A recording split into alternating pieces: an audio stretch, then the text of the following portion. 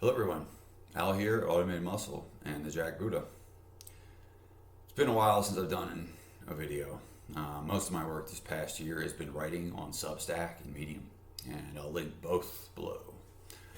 But I thought I'd start recording some companion videos to some of my essays, because we're at a point in human history where I really can't count on people reading an essay in completion anymore. So maybe this will help. But I wanted to step back into video because I've received a lot of messages recently about the central governor discussion that Dr. McGuff posted last week. And I appreciate him putting that conversation into the open. It's really important that we look at how to reframe some things in order to keep high-intensity training evolving. Before continuing, I want to state that I'm not an academic, nor do I profess to have the academic credentials to claim authority on anything. I only play an academic on TV. I am obsessed nerd and have devoted a bulk of my adult life to studying this particular topic. But what I present is logically well vetted and for the most part isn't based on my opinion. Today my goal isn't to debate technique or promote any protocol. That's a discussion for another day. I want to suggest instead the possibility of looking at what has been classically known as high-intensity training through a more complete and evolved framework. Today, I just wish to outline a continuum of models science gives us that most use, often unconsciously, to explain effort and performance. Because once a model is chosen, the interpretation of everything, all your derivatives, all your variables, tends to fall in line with that model. But first, some history on where my understanding of the involved models started to expand. Like almost everyone on this planet, or in this sphere of the high-intensity training world, I was neck deep in the chasing of fatigue as I believe it was the primary objective of the exercise. Now, in fact, I embarrassingly admit almost to making it a lifelong goal of mine early on to master the skills required to learn how to volitionally deepen fatigue into the abyss, a la Ken Hutchins' alpha subject. I wanted to master exercises introspection. That was my major objective. Ironically, the very thing I entered into to teach me how to do that, Zen meditation, through practice and experience and then studying of motor learning and neuroscience, showed me a worldview that showed me the folly of that type of thinking. It is the worldview that arises from what I just said is very consistent with what emerges from neuroscience and an updated understanding of biology that takes into consideration that we are more of a bottoms-up organistic process than a top-down one. Meditative training over time sets the conditions for this unavoidable perspective shift because it comes from an actual physical change in the nervous system and the brain due to how you train attention. It basically turns you into an observer of your experience, which I do believe that the scientific process is almost pure observation. Around 2009, my good friend and mentor Rob Sereno suggested I pick up a copy of the motor learning textbook, Attention and Motor Skill Learning by Professor Gabrielle Wolf. This text approaches the study of behavior and attentional cueing on motor performance. I'm not going to go into great detail now. This book was pivotal for me. But this research that was presented in this text was consistent with how modern scientific literature, ecological dynamics, looks at the process of how the organism processes environmental information in the organization of task execution. It's also consistent with the operational perspective that arises from long-term meditation practice. This text basically was kind of the academic study of what puts a person into the performance phenomena known as the zone, or the performance phenomenon known as choking. This particular text also included and supported the science that makes up most of our updated and evolved model of human physiology. The psychobiological one. Now, don't misunderstand that prefix psycho there, because this isn't some mystical eyewash. Right? In fact, one of the studies it's founded on by Samuel Marcora basically showed that fatigue couldn't be the limiter. And it's real, the model's real, it's testable, it's legitimate, and by its very name, psychobiological, includes both ends of a continuum. That alone should tell you something. I'm going to describe each model neutrally and let the reviewer consider what each one implies.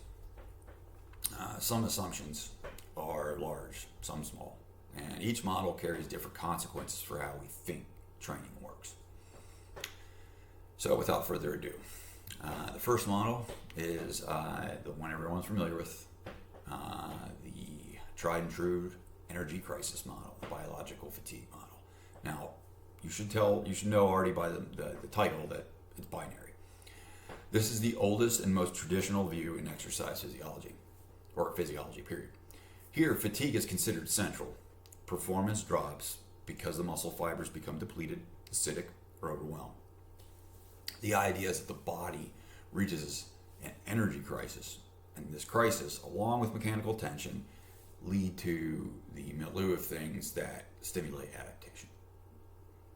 Now, to back up for one moment, I think it's more appropriate to back away from exercise physiology and just think in terms of pure physiology. Now, in this model, deeper fatigue is often seen as a stronger signal, which means that the person quite naturally should end up exhausted. That's the byproduct of fatigue. This view treats the nervous system, psychology, perception, and coordinated action as secondary, supportive, but not central.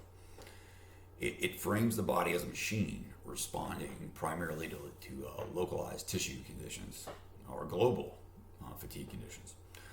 One consequence of this model is that the psychological experience of the task becomes something the trainee must just kind of push through, right? So whether that's an uphill battle for an individual or not depends on that person, their mental fortitude, their willpower, all of these things, right? But the model places fatigue at that center of that narrative. It's the center of the story.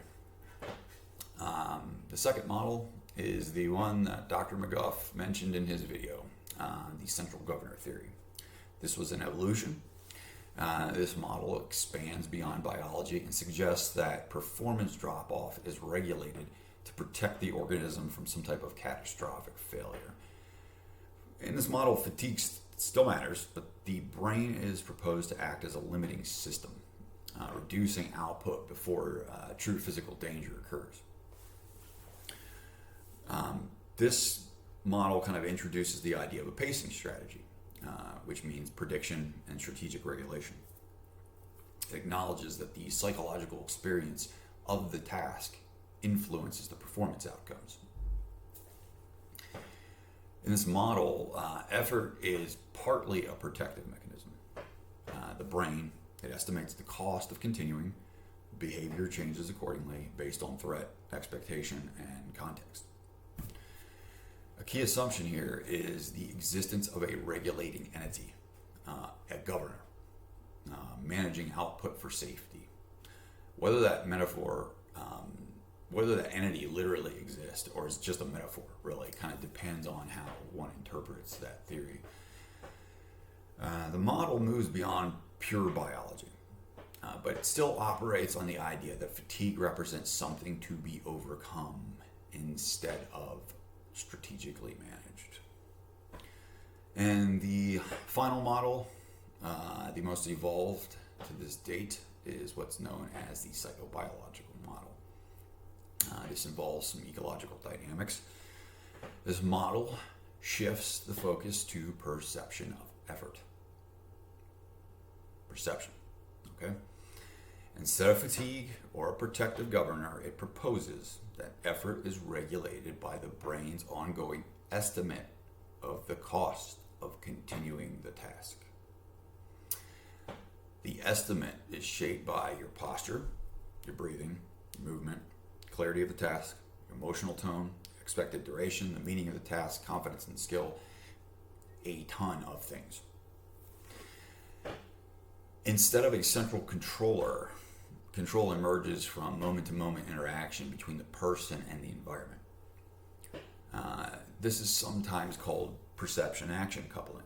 I will write an essay soon on what exactly that is, but perception-action coupling is the idea that how I move shapes what I perceive, and then what I perceive will then shape in turn how I move. In this view, effort is not a warning, but it's a prediction. Pacing strategies arise from expected endpoints. Clarity and structure of the task strongly influence the behavior of the subject. Fatigue is still part of this process, but it is not really part of the delivery system. It's kind of along for the ride in the same way, like my friend Rob said, there's a sidecar motorcycle. It's not the central driver. It is something to be moderated rather than chased. Something to be managed and controlled and minimized, not accrued for its own sake. Why do these models matter? Well, each model leads to very different assumptions about what the goal of training is and what good training looks like. Each one implies a different relationship between effort, fatigue, structure, pacing, and psychology. So I'm not telling the viewer which one to choose. I am saying, though, that whichever one you choose will shape your interpretation of every other variable. It will bias your semantics, your linguistics, your definitions of things. But if you see fatigue as central, the logical conclusion is you seek more of it. If a governor controls output, well, then the focus becomes negotiating or manipulating limits with that governor. If perception is the regulating factor here, well, then it's regulating effort. It's regulating the clarity of the task, and behavior becomes central.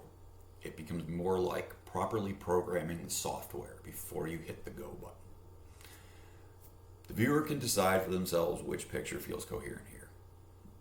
Again, that coherence will depend upon your mental narrative, but that's for a later day. Where this leads us.